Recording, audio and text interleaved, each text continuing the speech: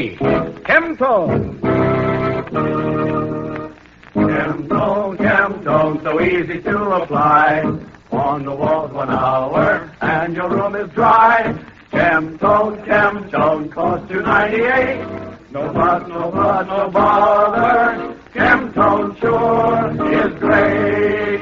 Chemtone, the miracle wall finish, brings you from Memphis, Tennessee, The Master Mentalist. The Mental Marvel. The newest star in radio, Dunninger.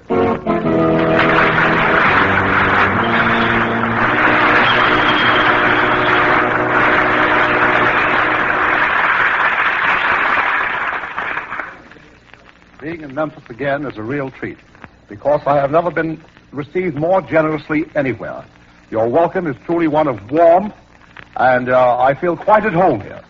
But before we get down to work, I'm sure that everybody would like to meet our judges of the evening. Bob Neal, would you do the honors? Why, certainly, Dunninger. Our first judge is the commanding general of the Memphis Army Service Depot, Brigadier General W.A. Danielson, who was a field artilleryman in the last war.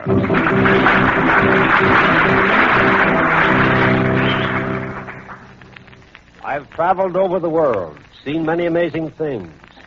In fact, as an engineer, I've discovered many secrets. So tonight, if I can discover how Dunninger reads so many people's thoughts, and could read the thoughts particularly of some birds in Berlin and Tokyo, I'd have the real secret weapon. General, let me assure you, I cannot possibly read the minds or thoughts of rats and jackasses.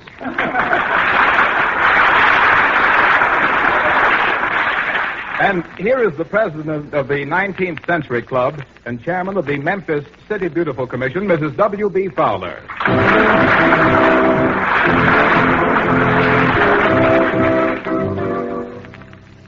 It's a woman's prerogative to change her mind, they say. But having heard Mr. Dunninger on the air before, tonight my mind's made up for a most enjoyable evening. Well, thank you, Mrs. Fowler. And now, here's the former captain and second baseman of the St. Louis Cardinals, who's now doing a great job for Uncle Sam, Staff Sergeant Jimmy Brown.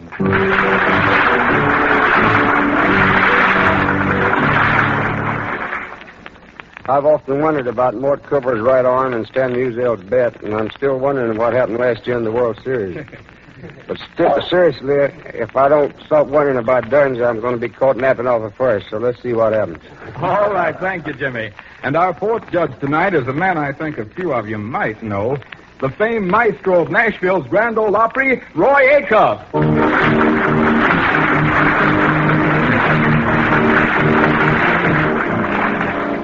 Well, a lot of my friends listen in to Mr. Dunninger, so I'm here to find out for them how he does this thing and all about it. Well, thank you a lot, Roy. And now, Dunninger, it's all yours.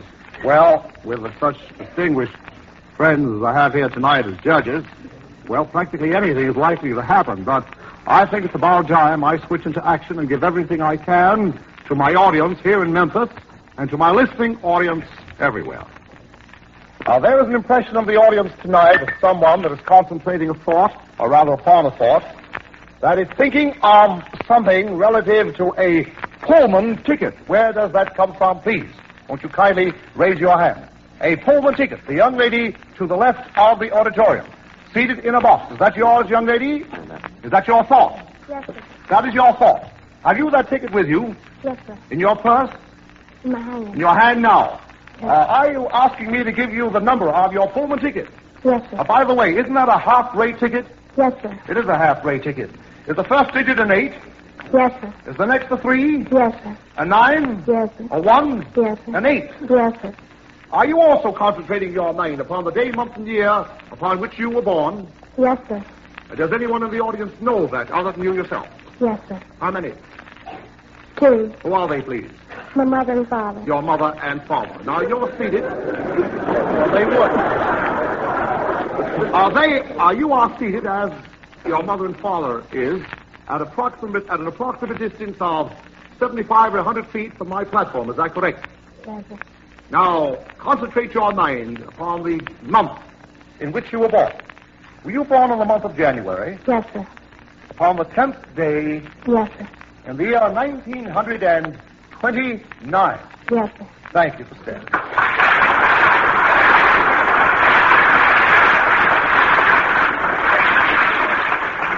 The initials F-A-W. Where does that come from, please? F-A-W. The lady about the 25th row in the center of the auditorium. Is that yours, young lady? That's right. Is that F-A-W 5? Yes, it is. What is that, please? That's right. That's correct. Aren't you also concentrating your mind upon a, I don't know what that is. I guess the word little. Little black, is that correct? That's right. Little black sambo? Uh-huh. Well, that's dark stuff. Little black sambo. Now, this other word, or series of words you have in mind, what is the nature of those words? Is that something in English or a foreign language, or what is it? I think it's Spanish. You think it's Spanish? Mm-hmm. Well, I don't speak a word of Spanish, I regret to state, but I'll try and give it to you as closely as I can. Spell it in your mind, please. Is that B-E-S-E-M-I? Something like that. Yes, I don't know and the Spanish last word in either. your mind, Mucho, M-U-C-H-O. Uh-huh, that's right. That's correct. Yes, sir. Thank you very much.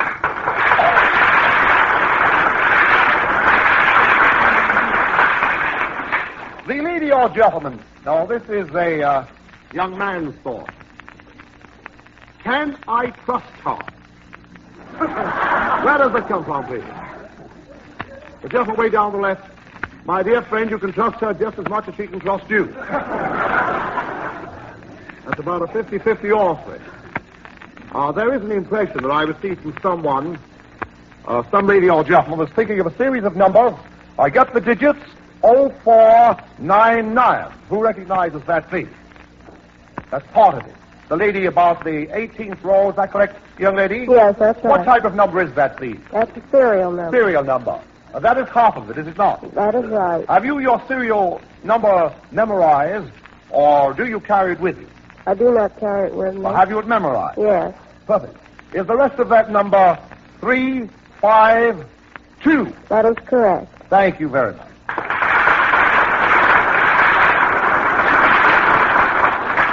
Who among you was thinking of a name?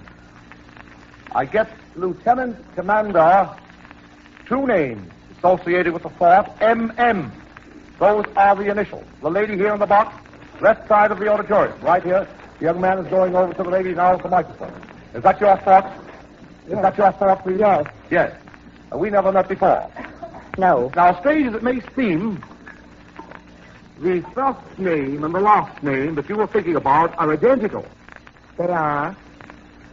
Strange. The name happens to be Moore, M-O-O-R-E, Moore. Correct. Aren't you likewise thinking of O-R-T-H-O-P-E-D-N or I-N or I-R or something like that? I see. Orthopedic. Oh, I see. You see, as I receive an impression, I never try to work it out. I do it as I receive the impression from you. Is that a orthopedic surgeon? Yes. I see. And you likewise think of the initials N-O? Yes. Thank you very much for that.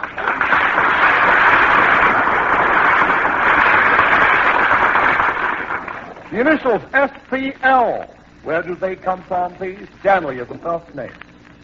Lady about the 30th row. We never met before, young lady.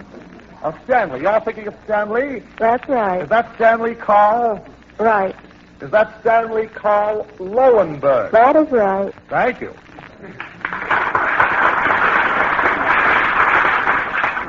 What was my name? I take it this lady thinks of her name, of course, in terms of a name before marriage, her maiden name, and telephone number. Whose thought is that, please? I receive the mental impression of the initials M.B. Where does that come from, please? That is yours, madam. Your maiden name, is that correct? Yes, sir. Your name still, of course, is Minnie. Yes, sir. Minnie. I like that name. That's a pretty name. Minnie. Now, Minnie, the name, madam, is that Buzzer, B-U-S-E-R? Buser. Buser. Oh, I spelled it correctly. I probably mispronounced it. I'm sorry. Buser is correct. Yes, sir. This phone number, is that your present number? Yes, sir. Good. You've had that number for quite some time. Yes, sir. Yes, you've had that number for many years, I should state. About 6 or 7, is that right? Yes, sir. The number, as I mentally receive it, is 23393. Is that correct? Yes, sir. Thank you very much.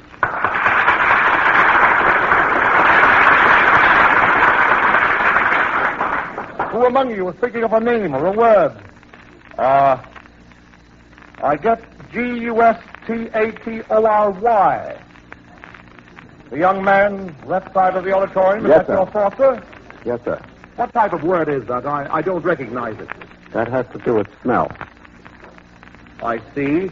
That, of course, is a technical term, then, I take it, known practically to those in your profession or your endeavor, but not Yes, sir. generally accepted. Is that so? Correct. Well, are there various types? Because Yes, you're sir. asking for quite another thought, which I likewise think is associated with a technical term. Is that right? Yes, sir. Are you thinking of Parma? Yes, sir. Parma sweating? Yes, sir. And what does that GUAO stand for? You have it spelt wrong. Sir? You have it spelt wrong. I have it spelled wrong. Well, that's as close as I can get to it, but that's about my 90% average, isn't it? K-U-N-O. Well, I think, I see, I've lost one letter. Thank you very much.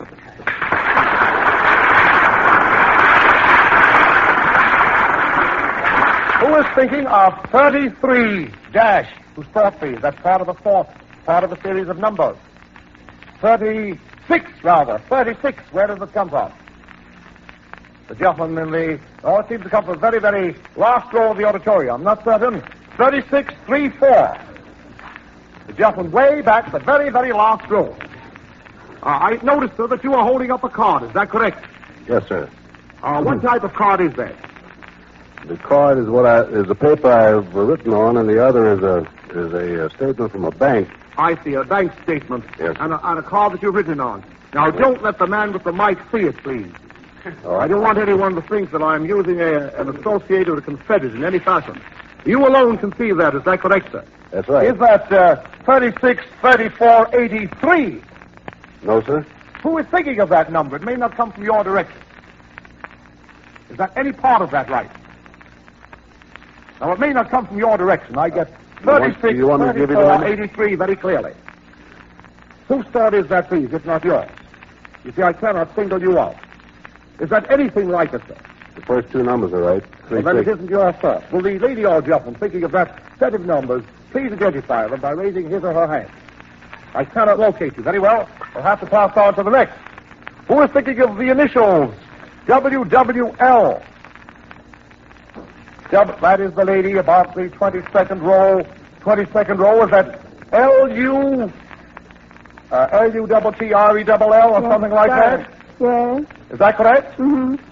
Wait a moment. Is that a relative of yours? Yes, sir. Husband or brother? Nephew. Nephew. Mm-hmm. You're asking me to tell you where he is at this time. Yes. Is he a German prisoner? Yes, sir. Is he interned at a place called Oflag Yes, sir. in Germany? Yes, sir. At Station 64? Yes, sir. Is his prison number, as dictated by the German government, 153, sir? Yes, sir. Thank you, ma'am.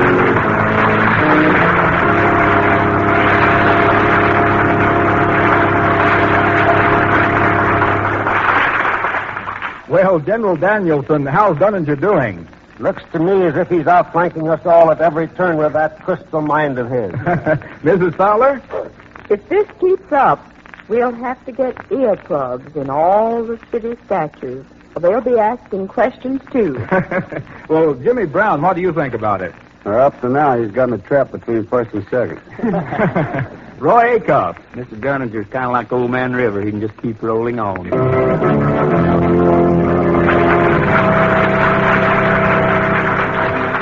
Yes, just like Old Man River, Dunninger and Chemtone keep rolling along. Here's what Mrs. Carl Bluer, 220 South Cook Street, Trenton, New Jersey, has to say about Chemtone. A year ago, we used Chemtone in our living room, dining room, and one bedroom with very excellent results. We're especially pleased with the living room.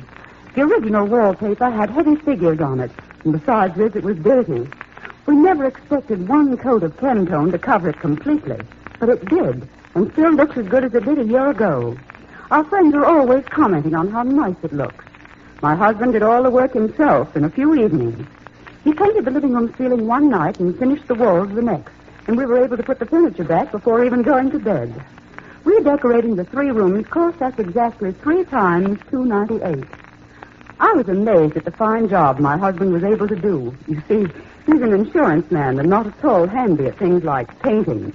I really think that the result my husband got with Chemtone proves your claim that anyone can apply it. We plan to use Chemtone from now on, whenever we do any redecorating. Everyone is enthusiastic about Chemtone because there's no muss with Chemtone, no fuss with Chemtone, no bother with Chemtone, the miracle wall finish.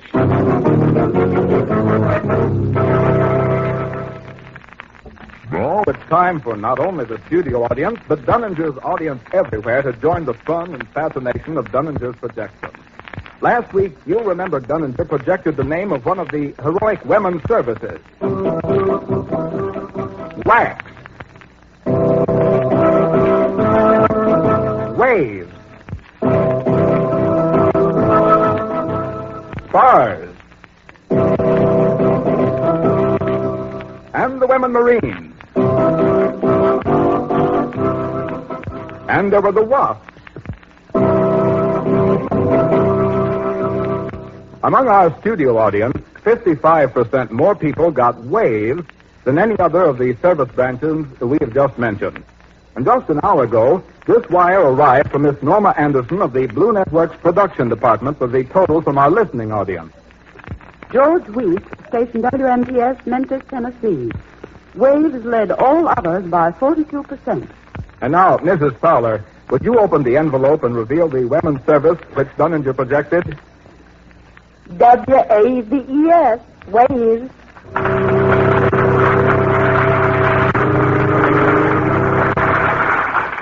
Next week, Dunninger will broadcast from Atlanta, Georgia, and Atlanta is the inspiration for his choice for projection for tonight. In tribute to Margaret Mitchell's famed book, Dunninger will project the name of one of the characters from Gone with the Wind. It will be either Scarlett O'Hara, Red Butler, Melanie Wilkes, Ashley Wilkes, or Mammy. All set, Dunninger? Now remember, I will project only one of the names you have heard from the famous book, Gone with the Wind. Please don't try to make up your minds ahead of time. Don't order your impression when you receive it. Now remember, it will be either Scarlett O'Hara, Red Butler, Melanie Wilkes, Ashley Wilkes, or Mammy. All right? Ready. Begin. Concentrate.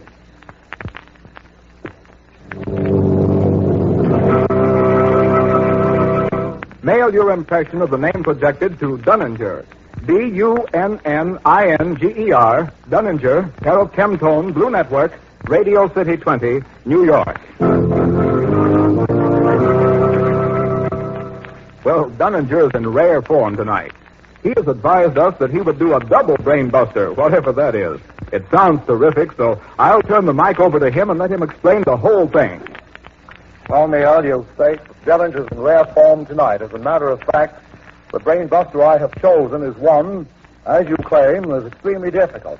But having traveled for the last several weeks as much as I have and leaving tonight for Atlanta right after the show, makes it rather difficult to be assured that I will be 100% accurate.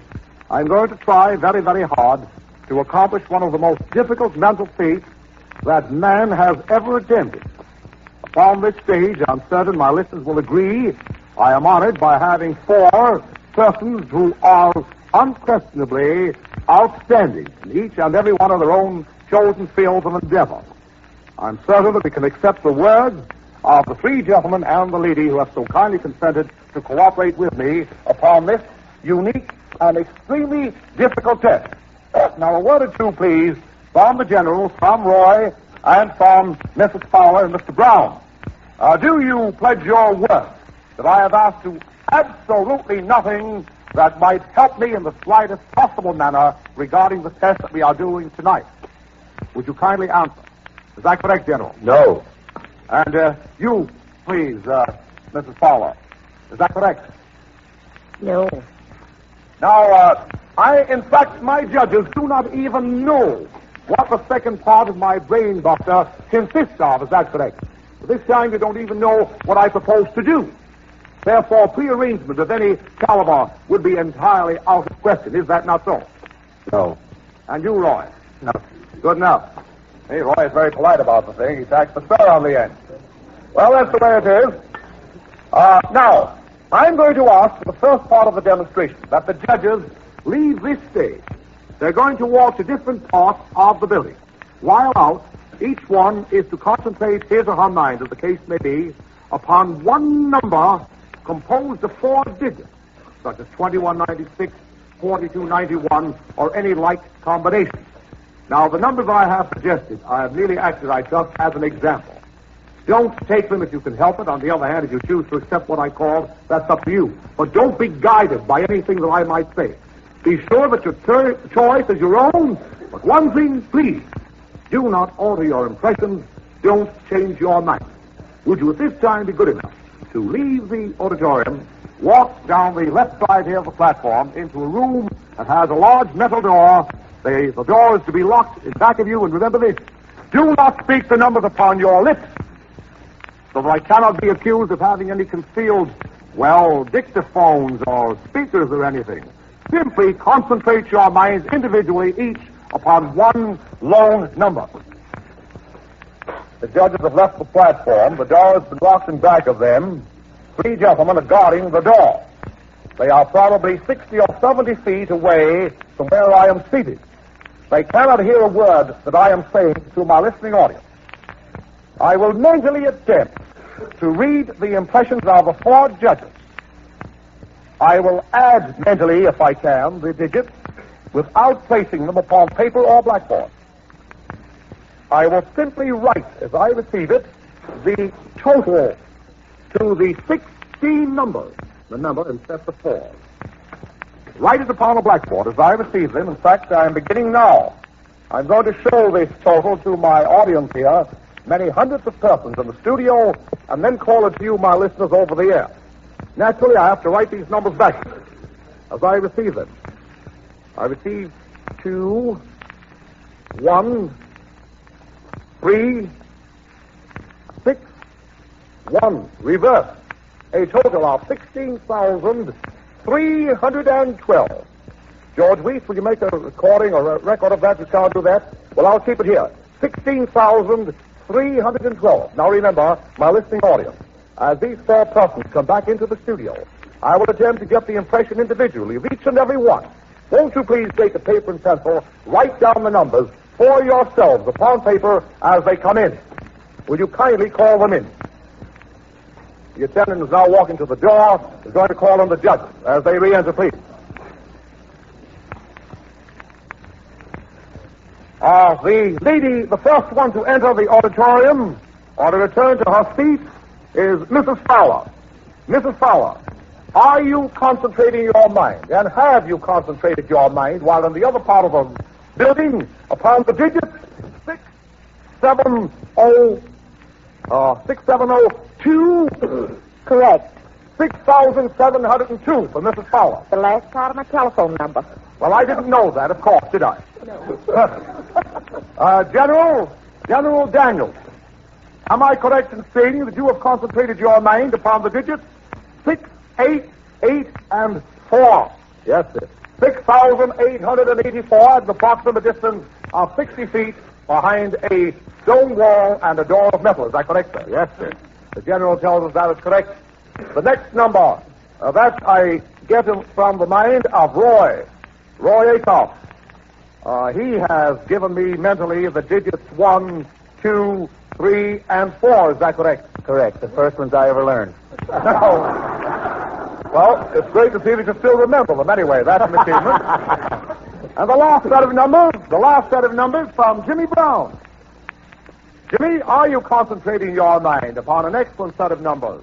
The date when Columbus discovered this great and glorious nation, 1492. That's right, sir. I thank you, Mr. Brown. 1492.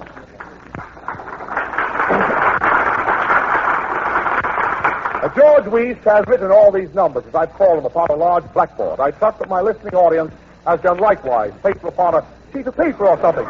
What is the total? George is making mistakes here. Well, that's not the first mistake George ever made, is it, George? Do you remember them, George? Wait a minute, am I wrong? Which one have you forgotten? 12. Add them wrong. 9, 12, 21, 90 to 17, 19, 23. No, is he wrong? He's wrong. Will someone add them for George, please? That's right. 16312. That is my total. 16312.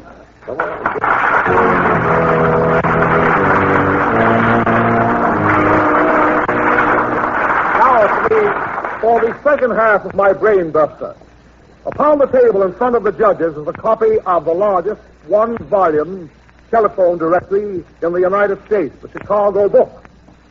That contains millions of names, numbers, and addresses. We will take that number, which might have been anything, any number at all, in our history of numerals, 16312. I suggest we turn to page 163. Would you kindly do that, please? Page 163. 163, and take the first column, count down to the 12th word, or the 12th name, or the 12th number. Have you done so, Roy? You have the 12th upon page 163, the 12 being the last two digits of our total. I will read the names of the four judges, seated at a distance with many feet, and attempt, I should say read the fourth, but it's better to attempt to read the name, the address, and the phone number. Is that name, as I receive it mentally, concentrate please, is that Brown? Clifford S. Brown. Is that right? Yes. That is correct. Absolutely. Is the address 3014 N Racin, R-A-C-I-N? Correct. The telephone number, LAC, Lakeview 1860. Is that correct? It sure is.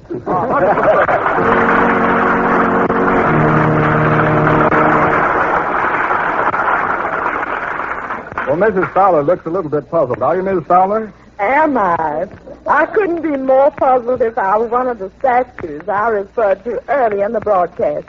I am completely nonplussed. Well, General Danielson, have you anything to report to our audience?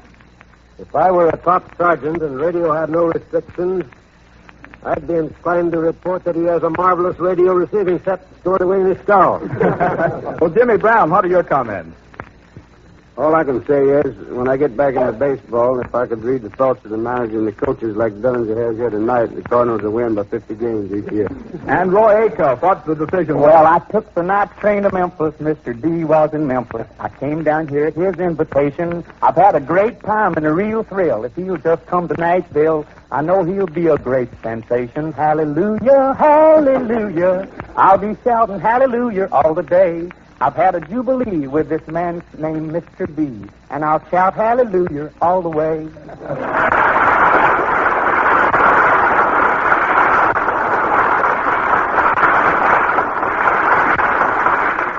Thank you, Roy Acuff. You know, folks, come winter, summer, spring, or fall, you get the same results with Chemtone, the miracle wall finish. Chemtone, in all its lovely colors, is also the overall finish because it goes over all these surfaces: wallpaper, paint, cement, plaster, wallboard, brick, and tile. Chemtone is as easy to buy as it is to use because there's bound to be a Chemtone dealer near you. Never mind the weather, Chemtone doesn't. Get Chemtone, the miracle wall finish, today. Next week, Dunninger will Broadcast from Atlanta, where we'll read the thoughts of his Georgia audience. Project the names of famous nurses in history as a reminder that the Red Cross drive will start in March. Mentally break into a treasure chest, sealed by famous Atlanta personalities. Among next week's judges, there will be Atlanta's Mayor Hartsfield, General Clark Howell, publisher of the Atlanta Constitution, and Mrs. Hunter Bell, president of the Atlanta Junior League. And now here's Dunninger to say, The Red Cross needs your help. In these war days, it's service to humanity to buy all that you can in the way of bonds and give the Red Cross all the support that you can. Thank you, and good night. this is Bob Neal bidding you a pleasant good night for the makers of Chemtone, K-E-M-T-O-N-E, and Chemtone's 50,000 dealers throughout the country. Try Chemtone. This is the Blue Network.